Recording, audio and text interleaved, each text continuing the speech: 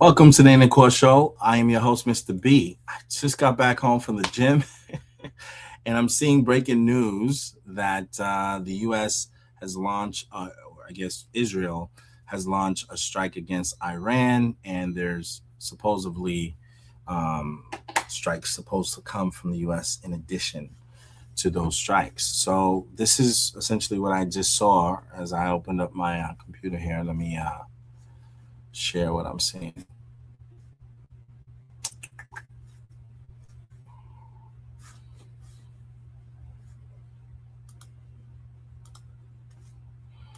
To be honest, I'm not even sure if this is real, but I mean, it seems like there is some reports online about it. Let's take a look here. This is what I saw. The 15-day countdown didn't reach its end. Israel has launched a massive aerial offensive against Iran to remove existential threats. And for the first time, the New York Times confirms that US strikes are currently underway alongside them.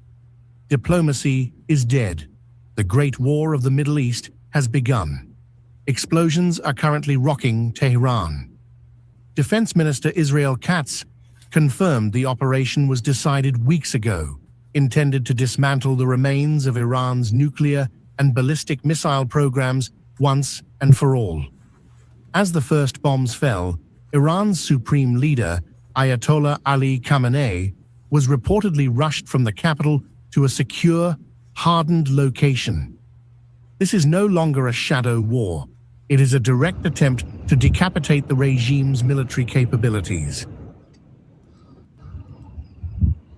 The 15-day countdown didn't reach its end. Okay, so that's the first report. And then I am checking with First Post. They were pretty reliable sources. They're a news agency out in India.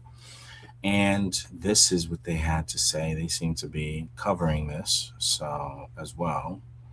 Let's tap into that to see what they're talking about.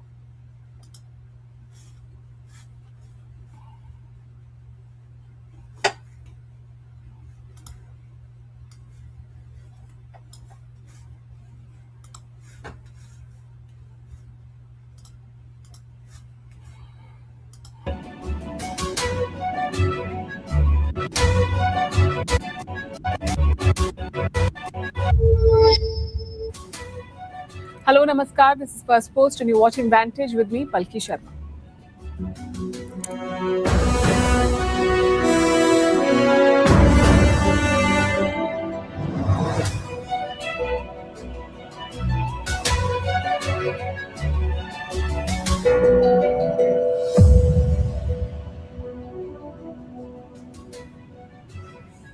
West Asia is at war. After weeks of American build-up, the attacks began today. The US and Israel struck Iran.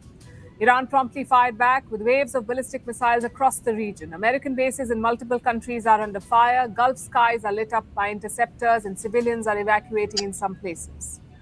There are conflicting reports about the Iranian leadership. We'll tell you what each side is saying. Also looking at the firepower that the Americans have amassed and how Iran is poised. Can it sustain a prolonged war? As expected, this has hit travel. Airspaces are shut, flights have been cancelled, and plans disrupted. We'll bring you the updates, the global reactions, and what this means for the region and the world. This is a special edition of Vantage. The headlines first. Lebanon's prime minister says his country won't be dragged into Iran's war with the US and Israel. Authorities fear Hezbollah, the Iran-backed group, could become involved in the conflict. Beirut has also condemned Tehran's attacks on the Gulf countries, which were in response to the US and Israeli strikes. Afghanistan says it has downed a Pakistani fighter jet and captured its pilot in the eastern city of Jalalabad, but Islamabad has denied these claims. On Friday, Pakistan had launched airstrikes on several cities across Afghanistan. Kabul says it has also carried out counter strikes on Islamabad. OpenAI strikes a deal with Pentagon. Its models will now be used by the U.S. Defense Agency. The move comes after Donald Trump blacklisted OpenAI's rival Anthropic.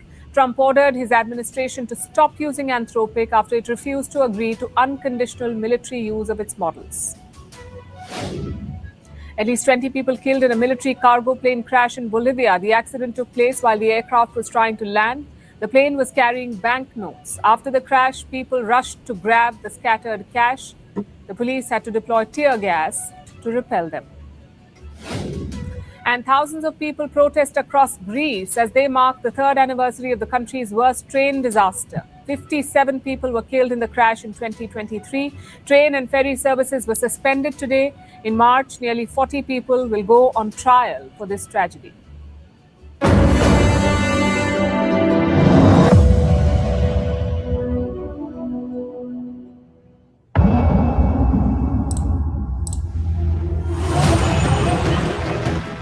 Our objective is to defend the American people by eliminating imminent threats from the Iranian regime, a vicious group of very hard, terrible people. This is the moment for action. Do not let it pass.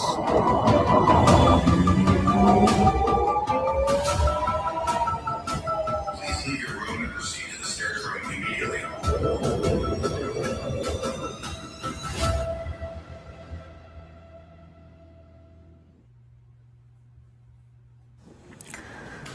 West Asia is at war.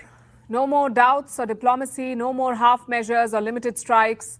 The United States and Israel have unleashed an all-out war on Iran.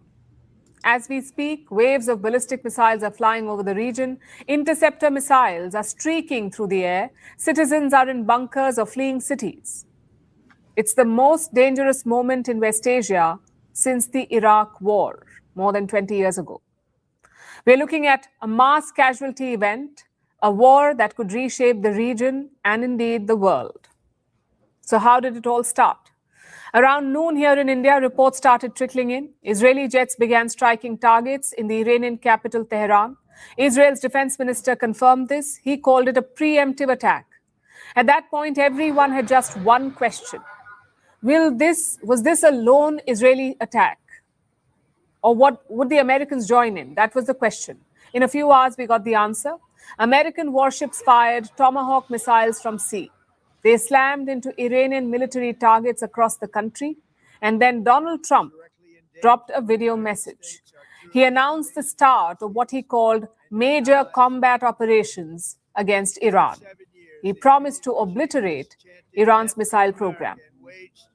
The United States military is undertaking a massive and ongoing operation to prevent this very wicked, radical dictatorship from threatening America and our core national security interests.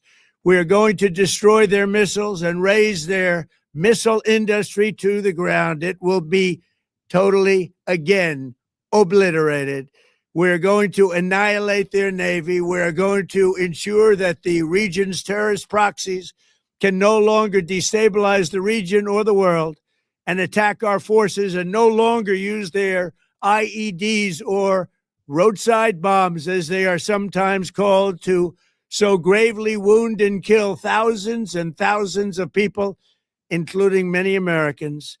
And we will ensure that Iran does not obtain a nuclear weapon. My administration has taken every possible step to minimize the risk to U.S. personnel in the region. Even so, and I do not make this statement lightly, the Iranian regime seeks to kill. The lives of courageous American heroes may be lost, and we may have casualties. That often happens in war.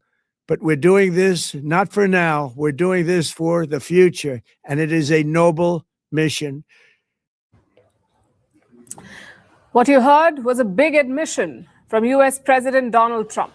He says American soldiers may lose their lives and that the US machinery may be destroyed. It tells you how massive this operation is. And the bigger the operation, the bigger the retaliation. Reports say there is a clear division of roles in this attack. Israel has deep knowledge of the Iranian leadership and regime. So the Israeli military is hitting regime targets in Iran. Meanwhile, the US military is targeting Iranian missiles and missile launchers. As always, Israel has released footage of its operations. Take a look.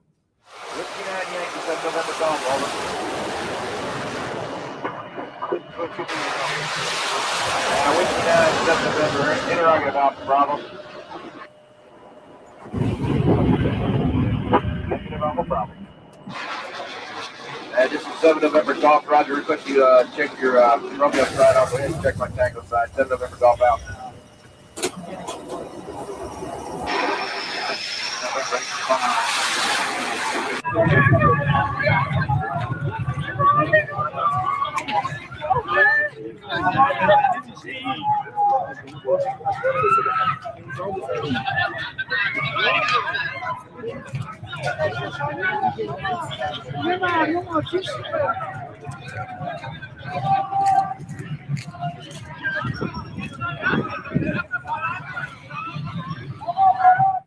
Israel has set ambitious goals. Prime Minister Benjamin Netanyahu wants to denuclearize Iran, and he too is openly talking about regime change. Together with the United States, we will strike the terror regime harshly. We will create the conditions that will allow the brave Iranian people to rid themselves of the burden of this murderous regime.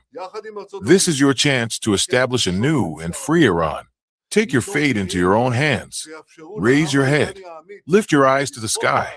Our forces are there, pilots of the free world. Everyone is coming to your aid. Help has arrived. And I believe the day is near when Israel and free Iran will hold hands in favor of security and peace, in favor of progress and prosperity. Iran says one of the targets was a primary school. They claim that Israel killed 51 girls with a single strike. Iran's foreign minister has also posted pictures of the aftermath.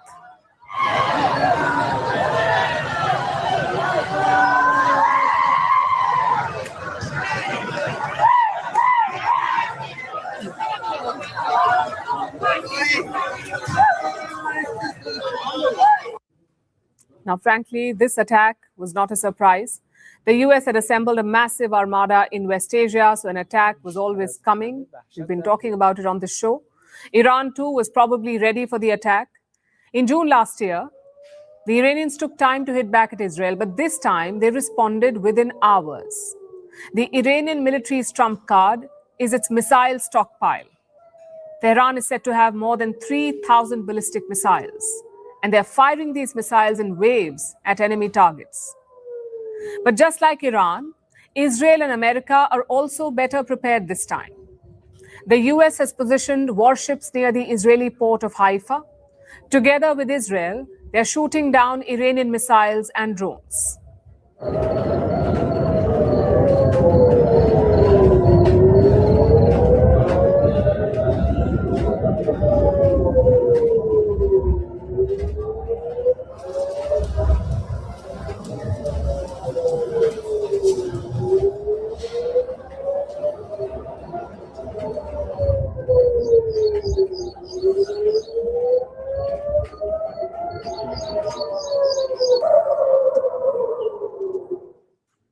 As far as wars go, this is a strange one.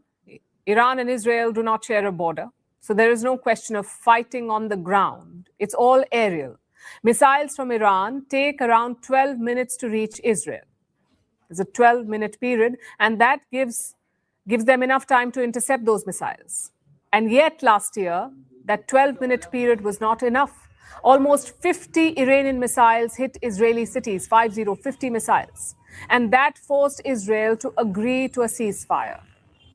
But this time, there are two key differences. One, both Israel and the US are ready for a long and sustained operation. They're not hitting Iranian nuclear sites. They're hitting military and leadership targets. Even at this very hour, Air Force squadrons and pilots are striking across Iran. We are all with them and behind them. The operation will continue for as long as required. So that's the first difference, hitting leadership targets. Israel and the US are in it for the long haul. And secondly, Iran is even weaker than the last time.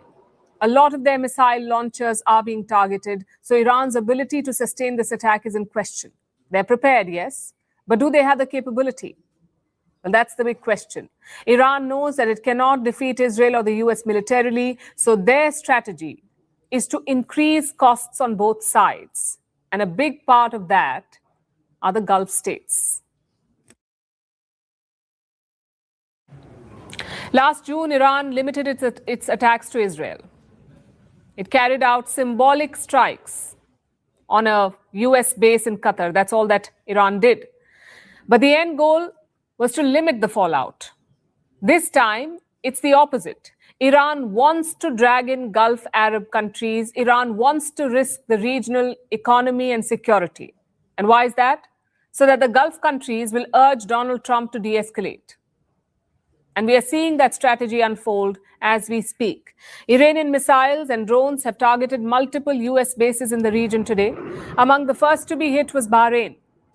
The American base in Manama is home to the US Navy's 5th Fleet. This base was hit by an Iranian projectile earlier today. Take a look at this. Ya Allah! Ya Allah! Ya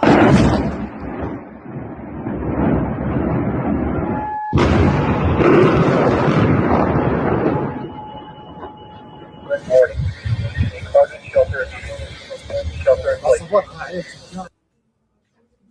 And this was just the start. Soon explosions filled the skies over Arab nations. In fact, let me pull up the map for you.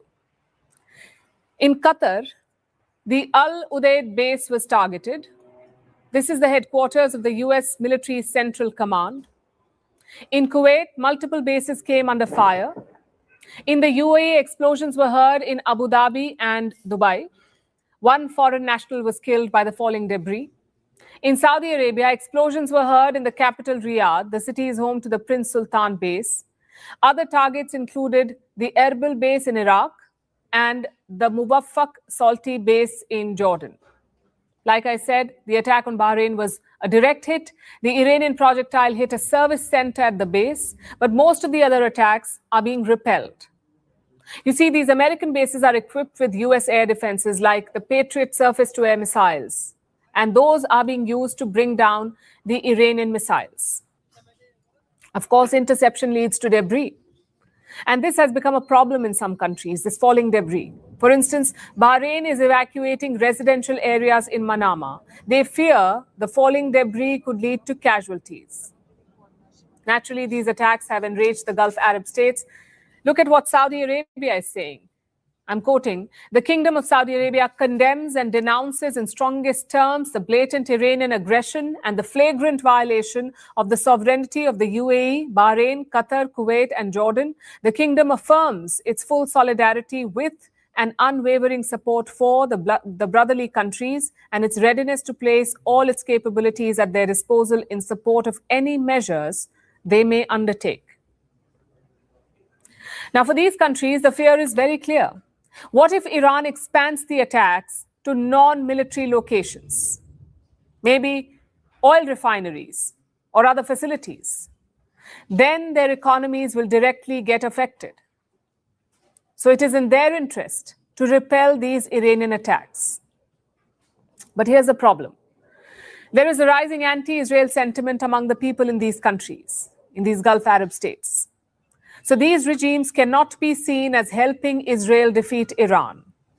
And we saw that in the lead up to this war. Multiple Arab states drew a red line for the US. They cut off their airspace for operations against Iran. Though now we appear to be beyond that. The Arab countries want to protect their people and their economy first, and for that, they will support the United States. If not in public, then certainly in private. In the coming days, these countries could play an important role. States like Qatar and Saudi Arabia have very warm ties with Donald Trump. They also have long-standing business ties with him and his family. So if anyone can pull back Trump, it's the Gulf Arab states. And that depends on the next few days. If Iran expands these attacks on Gulf countries, their opinion may change. Their biggest fear is a suicidal attack from Iran. You see, if the Iranian regime feels it is on the brink, it may lash out. Basically attack anything and everything in the region. And that's the scenario that these countries want to avoid.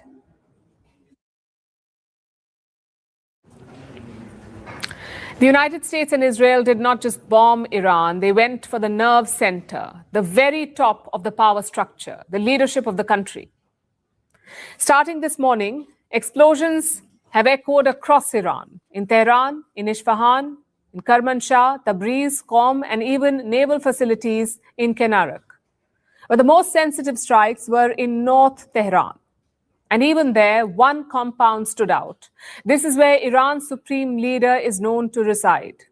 That is Ayatollah Ali Khamenei. He is the supreme leader. Reports say smoke was seen rising from this area. And the obvious question was, where was Khamenei? Where is Iran's supreme leader? Now, reports say that he moved to a secure location well in advance. And this is not unprecedented. We've seen this happen before. Last year, for instance, we saw a war in Iran, the 12-day war. And that's when the US struck Iran's nuclear sites. Khamenei was shifted to a bunker then. And last month, in January, there were similar reports. Khamenei was operating from an underground facility. So this time it was the same. He was taken to a safe area. But what about his condition? Is he safe? Well, one Israeli media report says that he has been injured. Another report says he could have been killed in the first wave of strikes. This is what the Israeli media is saying, that Khamenei could have been killed. Meanwhile, Iran says he is very much alive. Now, it's hard to verify which account is true. In the fog of war, there is a lot of information and misinformation doing the rounds, sometimes deliberately by the warring parties. So it's best to take things with a pinch of salt at this point. And while Khamenei's condition is not very clear, let's also look at the other target, the presidential palace in Tehran's Shemiran district. This is the residence of Iran's president, Masoud Pezeshkian. According to multiple reports, the American target list included all senior leadership figures. At the very top, of course, was Ayatollah Ali Khamenei, the supreme leader of Iran. He was the top target. Then you have Iran's president, Masoud Pezeshkian, Iran's army chief, senior security decision makers, members of top defense councils, and commanders of the IRGC, the Iranian Revolutionary Guard Corps. The IRGC is different from the army. The IRGC does not guard Iranian people. Its sole job is to protect the Iranian regime, the Ayatollah. Reports suggest that two of the top leadership were killed. Iran's defense minister, Amir Hatami, and IRGC commander Mohammad Pakpour. But Iran's foreign minister Abbas Araghchi says all top officials are safe. So again, we don't know which account is true. Now this shows that Israel and the US had a clear strategy going into this one. Decapitate Iran's top leadership. Erase the people who control the system. Once they're out, the regime will collapse on its own. That is the plan, it seems, because in Iran, real power does not sit with the president, it sits with the supreme leader. The Islamic Revolution, as you would know, happened in 1979. The first supreme leader was Ruhollah Khomeini. His successor was Ali Khamenei, the current leader. This one came to power in 1989, and he's ruled Iran since then. He controls the military, the judiciary, the intelligence apparatus, the revolutionary guards, and the foreign policy. So if you want to shake Iran's system, you don't start at the bottom, you go for the head. But here's where this gets interesting. Like I said, people often assume that if you remove one man, the system will collapse. That may not happen in the case of Iran, because while the Ayatollah controls everything, Iran's power structure is more like a hydra. If you cut one head, another will emerge. If Khamenei is killed, Iran's constitution will activate the Assembly of Experts. That's a powerful clerical body. They will come together to select a successor. In fact, names have been floating for years. But lately, there is only one name that is doing the rounds, and that is Ali Larijani. He currently heads Iran's Supreme National Security Council. It's a body that sits at the very peak of decision-making. And he is an insider, Larijani. He has served as a close advisor to Khamenei himself. He cannot become the supreme leader because he's not a cleric. But reports suggest that Khamenei has entrusted him with a critical mission. His job is to ensure the continuity of the regime. But what if Ali Larijani is also eliminated in these strikes? What happens then? Because the US says it will continue this mission for days. And if it manages to kill the leadership, two things can happen in Iran. One, it could be the end of this regime. The top leadership falls, the bottom rung collapses, and Iran's political landscape changes overnight. That is one possibility. The second is that the regime gets stronger. That too is a possibility, because these strikes could strengthen hardliners in Iran.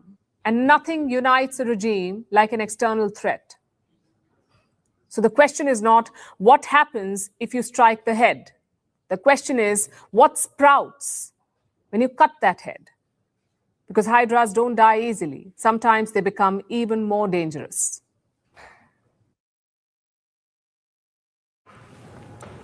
The question most of you have been asking us today is this: how long will this last? And the honest answer is, it can go on for as long as Donald Trump wants, because he has amassed some serious firepower in the region. We've been telling you about it on the show for weeks now. This is the biggest US military deployment in the region since the invasion of Iraq. And that was in the year 2003. This time, the Americans have stationed everything: ships, aircraft, troops, missiles, plus they have military bases across the region, across West Asia. Basically, they have encircled Iran. I'll pull up the map again for you. That's Iran in the middle, you see. To its west is Iraq. To its east are Afghanistan and Pakistan. To the south, you have the Persian Gulf, the Arabian Sea, and the Indian Ocean. Now look at this map closely and you'll notice something striking. There is an American military asset in every direction. Reports say the US has at least 2 aircraft carriers, more than 12 warships, dozens of aircraft, and anywhere between 40 to 50,000 troops, 40 to 50,000 soldiers in West Asia. US President Donald Trump called this buildup an armada, and for once he was not exaggerating. Let's also look at the deployment more closely, starting with the sea.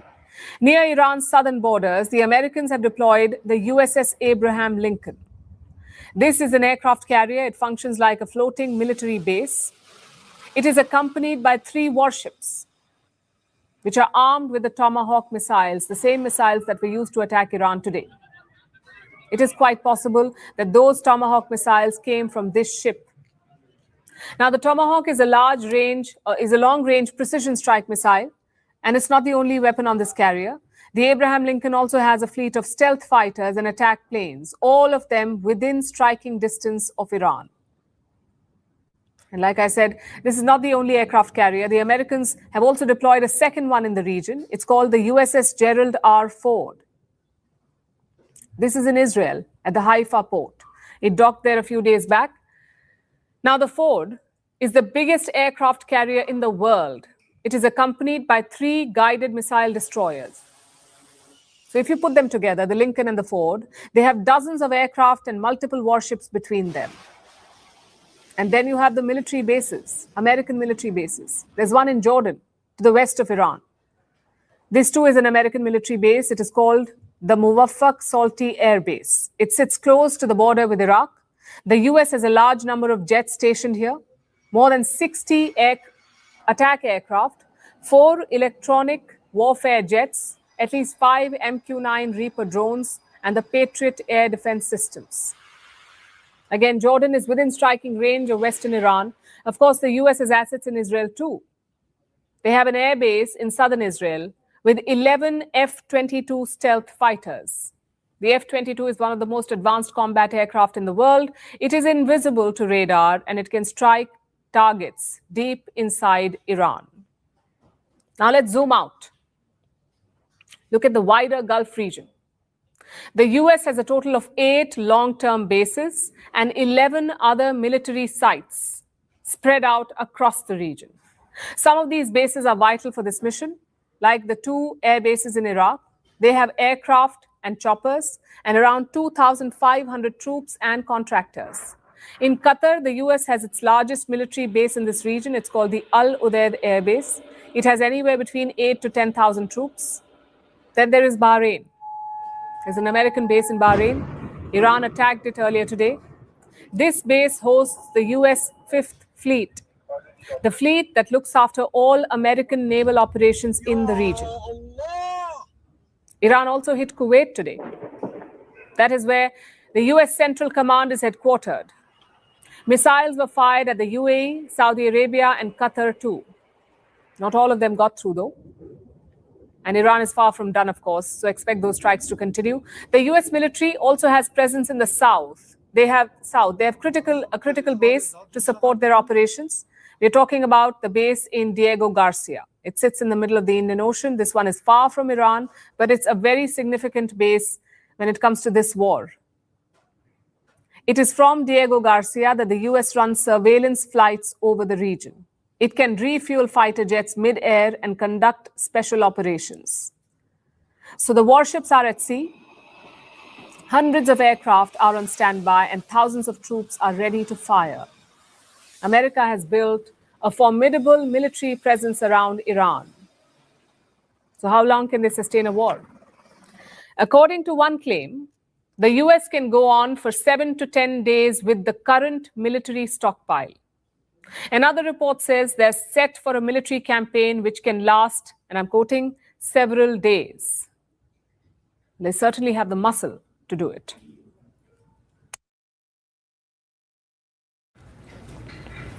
Iran has retaliated against the US strikes, but can it sustain itself in the long haul? Can Iran fight a prolonged war? Do they have the firepower and the money to pull it off? Let's look at the Iranian forces first. On the face of it, Iran looks strong. Its regular army commands roughly 600,000 troops, plus they have the IRGC, the Islamic Revolutionary Guard Corps, the personal army of the Ayatollah. That's another 200,000 personnel, 2 lakh fighters. So if you put the army and the IRGC together, that's a total of some 800,000 uniformed men. Like I said, the regular forces handle conventional defense. The IRGC are the guardians of the regime. In many ways, they're more powerful than the army. They protect the revolution. They protect the supreme leader, and they call the shots. So yes, Iran has the numbers. What about weapons? Well, not so impressive on that front. Can Iran launch precision air campaigns like Israel? It cannot. Its air force operates around 350 aircraft, but these are aging jets. Many of them are American-made. They were bought before the Islamic Revolution of 1979, back when Washington and Tehran were allies. That's 40 years ago. So 4 decades later, those planes are relics. But that is not to say that Iran is toothless. It does have other tools, like missiles and drones, and a lot of them. Iran has already fired waves of missiles at Israel and US bases across the region. Tehran is believed to possess over 3,000 ballistic missiles, many capable of reaching Tel Aviv. And then there are the drones, especially the Shahid drones. This is a loitering munition designed to crash into its target and explode. Iran supplied hundreds of these drones to Russia, and they proved deadly against Ukraine. Now, similar systems are being used in West Asia. So yes, Iran can strike directly with men, missiles, and drones. In fact, they're already doing it. But their real power has always been indirect. It's their network of regional proxies, the Hezbollah in Lebanon, the Houthis in Yemen, and Hamas in Gaza. For decades, Tehran has armed them, funded them, and trained them, and they gave Iran a deterrent. Over the past few months, that deterrent has been weakened. But there is still some strategic advantage there. Take the Houthis, for example. They say they will resume attacks on ships in the Red Sea. The Houthis will start attacking ships in the Red Sea. Basically, they're joining Iran's campaign. So Iran can defend itself. It has the numbers, it has the missiles, it has the drones, it has the proxies across the region. What it doesn't have is money. Iran cannot afford a long war. Its economy is battered. Years of sanctions have bled the country. In 2015, they sealed a nuclear deal, and that gave them some relief. But a few years later, in 2018, the United States walked out of the deal. That's when Iran's currency, the rial, collapsed. Inflation spiraled, and purchasing power evaporated. Today, the currency has lost more than 95% of its value since 2018. Food prices have doubled. Salaries look bigger on paper, but are shrinking in value. An economy under that kind of stress will find it hard to sustain war because wars are expensive. Missiles cost money, drones cost money, mobilization costs money, and subsidies to calm angry citizens, that costs even more money. And that last one is important because do remember, the citizens of Iran are angry. The last round of economic pain triggered protests. The protests began over the cost of living crisis, but soon turned political. Thousands of people were killed and thousands of others were wounded. Yes, the regime survived, but at a huge cost. Now imagine this pressure multiplied. If oil exports are disrupted, if more sanctions follow, if the rial slides further, will ordinary Iranians tolerate it, or will they put more pressure on the regime? The leadership in Tehran understands this dilemma. Military retaliation projects strength, but prolonged escalation has bigger risks. So yes, Iran can fight. Yes, it can strike back, but can it sustain a prolonged confrontation?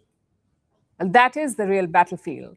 And that is where the future of this conflict may ultimately be decided.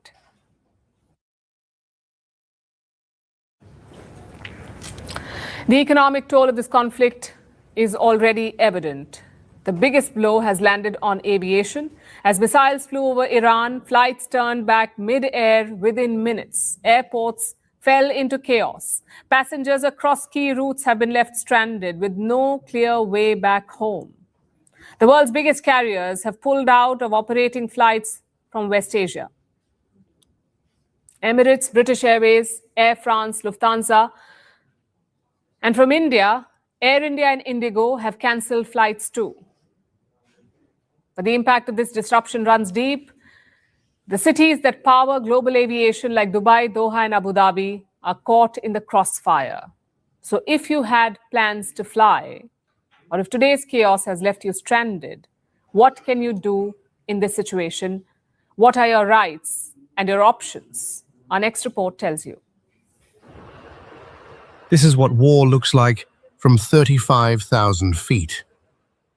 When the rockets flew over Iran, civilian aircraft scattered. Flights peeled away from Iranian airspace quickly.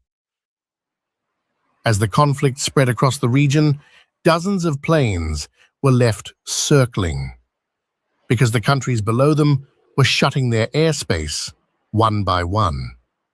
One flight tells the story better than any map.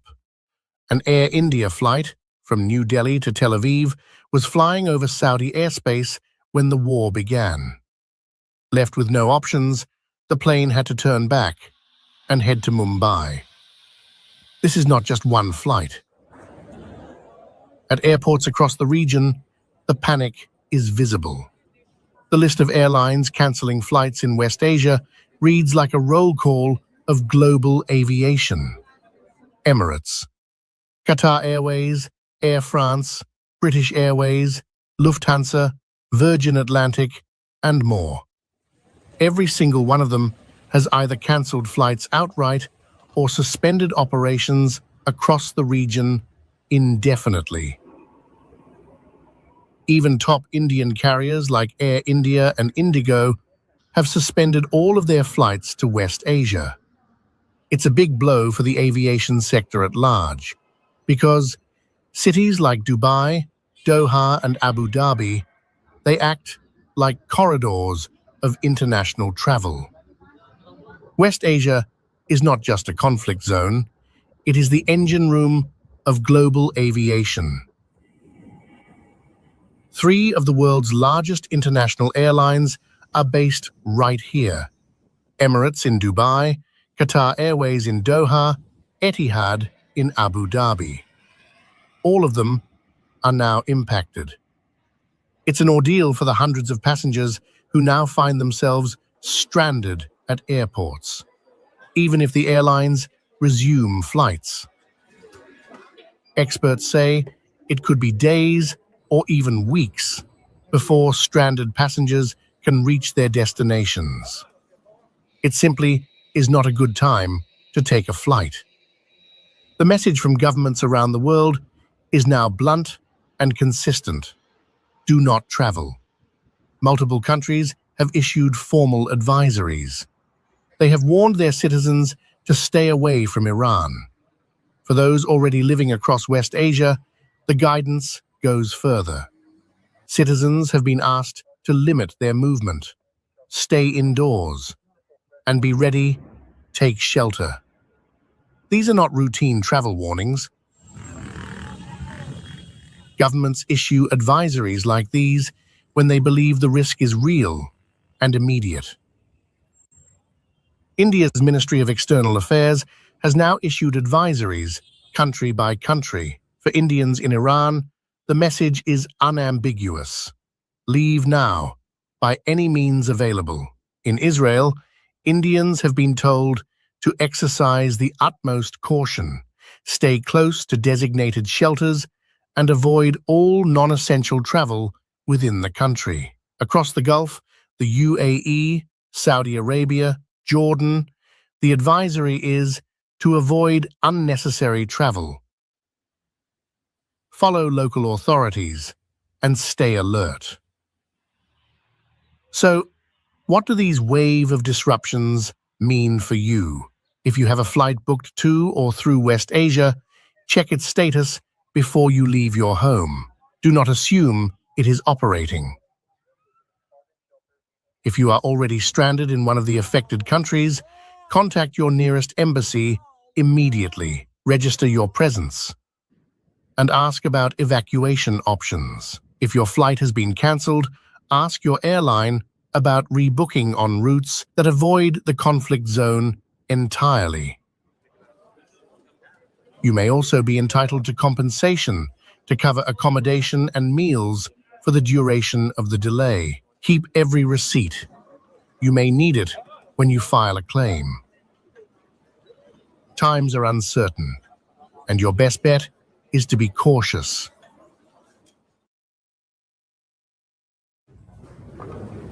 Right now, this is not just a regional flare-up. It's a moment that could redraw fault lines across West Asia and beyond. From the United Nations to Moscow, from Brussels to New Delhi, the reactions are pouring in.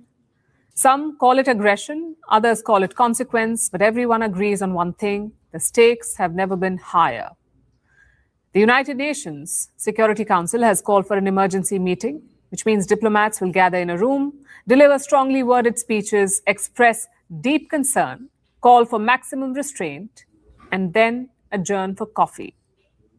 It won't change anything, but our next report takes a look at the global reactions. Right now, the question isn't who started it, but who can stop it. As America, Israel, and Iran trade fire, the entire world is holding its breath.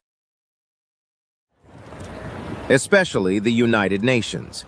The UN's human rights chief, Volker Turk, did not mince words. He condemned both the US-Israel strikes and Iran's retaliation. His message was simple: more attacks will only bring death, destruction, and human misery. Then came Russia.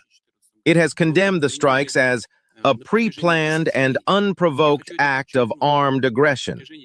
Moscow accused Washington and Tel Aviv of pushing the region toward what it called a possible radiological catastrophe. On the other side, Ukraine blamed Iran. Kiev argued that Tehran's own violent actions domestically and internationally triggered the response.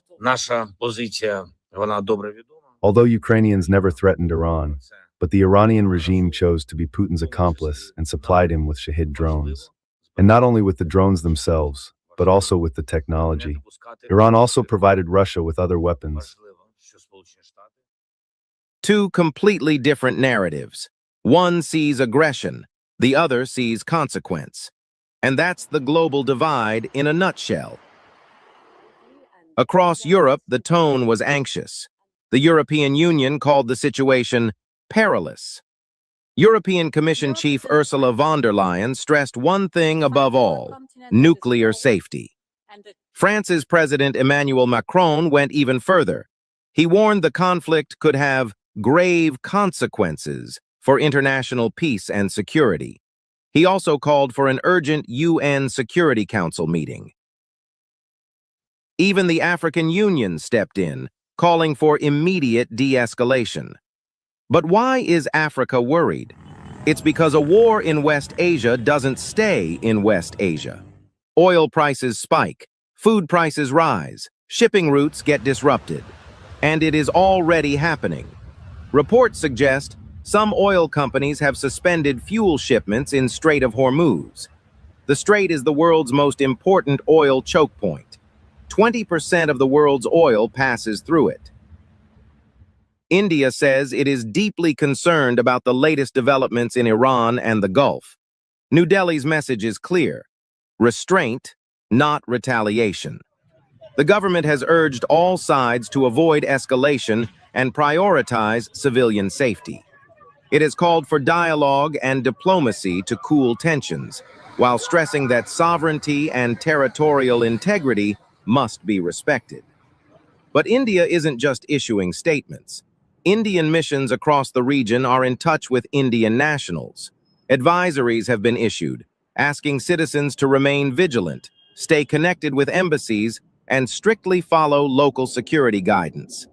This is important because it directly affects millions of Indians living and working in the Gulf. But not everyone focused on de-escalation. Norway's foreign minister argued Israel broke international law. Under international rules, a preemptive strike is justified only if there is an imminent threat. Norway is basically asking, was there one? But amid all the reactions, there is a very different voice doing the rounds. Reza Pahlavi, son of Iran's last Shah, said, "Final victory is near," and urged Iranians to rebuild the country. That's regime change language. So while governments are calling for restraint, opposition figures are seeing an opportunity here. And that adds another layer to the crisis: internal instability. So the world is asking for restraint, but restraint only works if all sides choose it. Right now, West Asia is a tinderbox. One strike led to retaliation. Retaliation is leading to more escalation. And this could spiral into a global crisis and a wider regional conflict.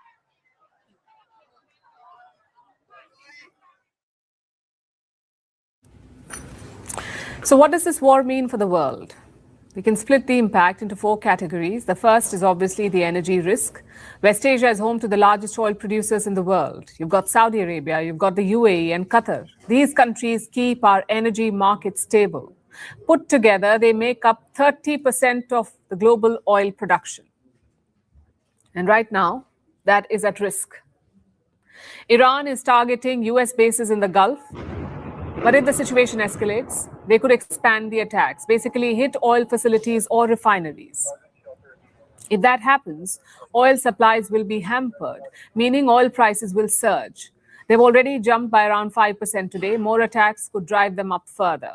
Some experts say by nearly 20%. Oil prices could go up by 20%. That's the expectation. And this is not Iran's only leverage. They also have the ability to shut off a crucial oil trade route. That's the Strait of Hormuz. This waterway carries around 20% of global oil trade. If Iran blockades or mines this route, the Strait of Hormuz, again, oil prices will surge. So that's the most immediate impact of this escalation for the world, rising oil prices. The second impact is transit. The Red Sea is a key choke point in West Asia. It carries nearly 12% of global trade. Again, this is at risk. Iran's proxy, the Houthis, are resuming attacks in the region, meaning ships will have to take different, longer routes. Same with air travel. West Asia is home to 110 airports, and they handle millions of passengers. If the airspace is shut, all this travel will have to be rerouted, meaning disruptions and higher costs. Now to the third impact. This attack is yet another American assault on international laws. And it's brazen. Iran and the US had just finished a round of talks on Thursday. Another round of discussions was scheduled for next week. Yes, the talks were largely stalled. Yes, neither side was giving an inch. But the fact is, a diplomatic process was underway. And yet the Americans launched this attack. Now, I get that some people are conflicted about this war. After all, the Iranian regime is brutal. Just last month, it killed thousands of its own people. But this is not about whether you like a regime or not. This is about international law. In the eyes of the world, Iran was a United Nations member state, a country just like America or Israel. You may dislike their regime, you may dislike their methods, but that does not give you the right to topple them. Because do remember, tomorrow these same actors may disapprove of your country's regime and expect leaders to make this case. If America can attack Iran, why can't Russia attack Ukraine? Why can't China attack Taiwan? If might is right, it's basically a free-for-all. Which brings us to the fourth and final impact. Rogue regimes will be watching this closely. And what lessons will they learn? Iran is being attacked because it does not have a nuclear weapon. North Korea is safe because it does have a nuclear weapon. So expect rogue states to start a nuclear race. If not nuclear, then certainly a missile race. Because that's the only reason why Iran is able to fight back. They have virtually no air defenses left. All they have are ballistic missiles. If you add these factors up, what picture do you get? You get a picture of uncertainty. More energy insecurity, more trade disruptions, more supply chain issues, more strikes on international law, and a massive looming arms race. It's fair to say that we are entering a period of chaos. This fighting may or may not end soon, but its impact will be felt for long. And that's all that we have for you on this special edition of Vantage. Even as we wrap up, the war is escalating fast. In the latest, Dubai's Palm Street has been hit by Iranian projectiles. Let me pull up the pictures for you. These are pictures from Dubai. They show a raging fire at the Fairmont Hotel on Palm Island. We'll get them up for you shortly. Dubai officials say that the blaze has been brought under control, but 4 people, we understand, have sustained injuries. These are the pictures that we have from Palm Street in Dubai. It is not clear how this projectile hit the hotel. Was it a direct target or was it debris from an interception? That is not confirmed yet. But this is a hotel in Dubai. This is clearly a civilian area. And Dubai, of course, is one of the biggest and most important cities in the world, a nerve center of commerce, tourism, and trade. Now, if incidents like these continue, if civilian sites come under attack like this, we are looking at major consequences.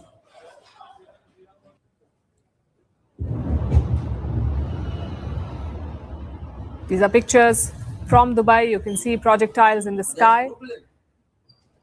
We did tell you about 2 bases in the UAE coming under, 3 bases, in fact, coming under attack earlier today. One was in Dubai, but the attacks were limited to military installations, American military installations. They've been trying to intercept the missiles from Iran, but that interception, like we told you earlier on the show, causes debris. You have falling debris, and it hits civilian areas.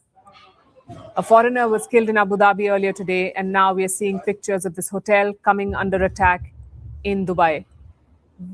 Very disturbing images as the war in West Asia escalates.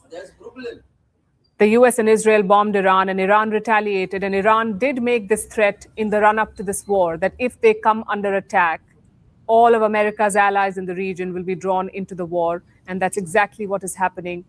And they hope to use it as leverage. They're hoping that the Arab states can prevail upon Donald Trump and force him to step back. As things stand, this is a clear escalation, and it doesn't look good. We're looking at major consequences going forward. This is a developing story. These are pictures from Dubai. We are, of course, tracking all the updates. Do stay with First Post for the latest on this story. War in West Asia. There's a fire. And this is another set of visuals from Dubai, the hotel coming under attack. Very disturbing images. A Saturday night in Dubai. A civilian area coming under attack. It's not clear if this was a direct attack or if it was a part of a missile that fell on a hotel. This is the Palm Street in Dubai. We're wrapping up with these images. But like I said, this is a developing story, and we'll be tracking it here very closely for you on First Post. Thanks very much.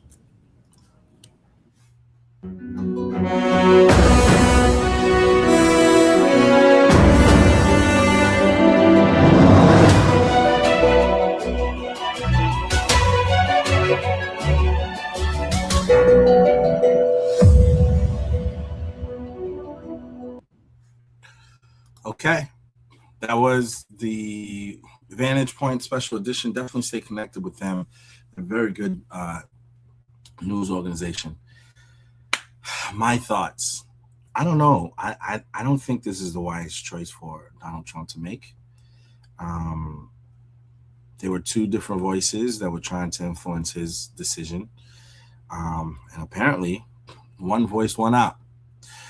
There was the voice, the Tucker Carlson camp, who's trying to do everything in their power to speak against, to try to influence Trump not to take action that could potentially catapult us into World War III. You got the Tucker Carlson, Nick Fuentes. You got sort of those groups over there. I think Candace Owens is on that side.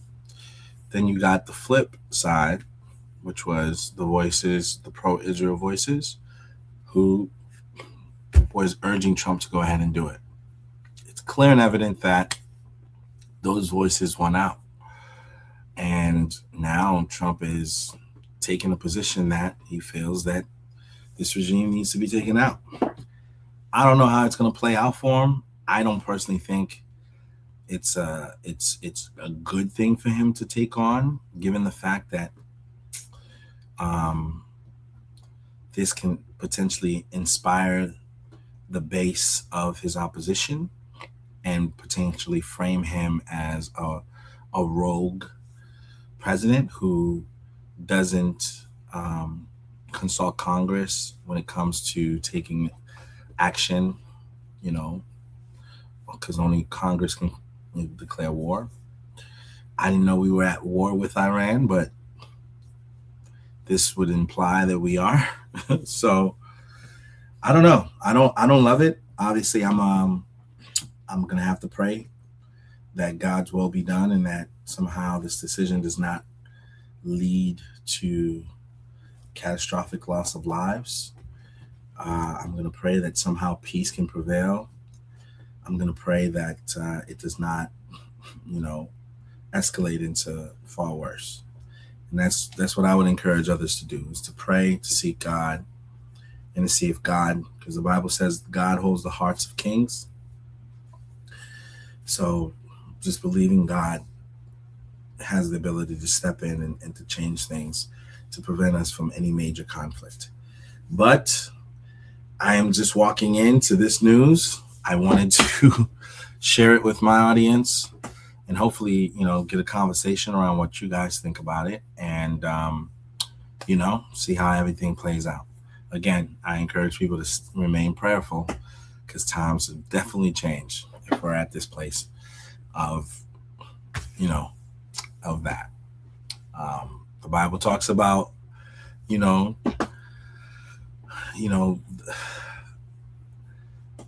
a great war and, where major societies come down. And I hope and pray this isn't the time that it's referring to. But let's trust God and let's remain prayerful. All right, folks. It's yours truly, Mr. B, signing out. God bless you all. Be safe. Stay in prayer.